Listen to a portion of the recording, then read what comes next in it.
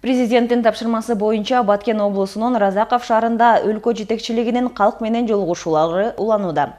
Эл менен жолугушууларга министрлер кабинетинин төрагасынын орун басары Бакыт Төрөбаев, башкы прокурору Курманкул Зулушев, ички иштер министринин биринчи орун басары Адылбек Бибосунов катышууда. Жолугушууларга ошондой эле президенттин Баткен облусундагы ыйгарым укуктуу өкүлү Абдыкарим Алимбаев, президенттин Баткен облусундагы чек ара чектеш айылдарды калыбына келтирүү жана өнүктүрүү маселеси боюнча атайын өкүлү Мамыржан Рахимовтар да катышууда.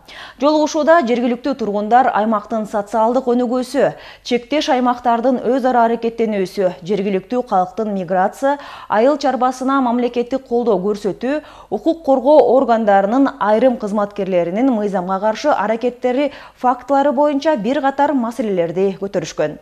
Бакыт Төрөбаев белгилегендей, тургундар көтөрүп жаткан көйгөйлөр тийиштүү мамлекеттик органдар тарабынан тыкыр каралып, арыз ээлерине жыйынтык жооп берилет.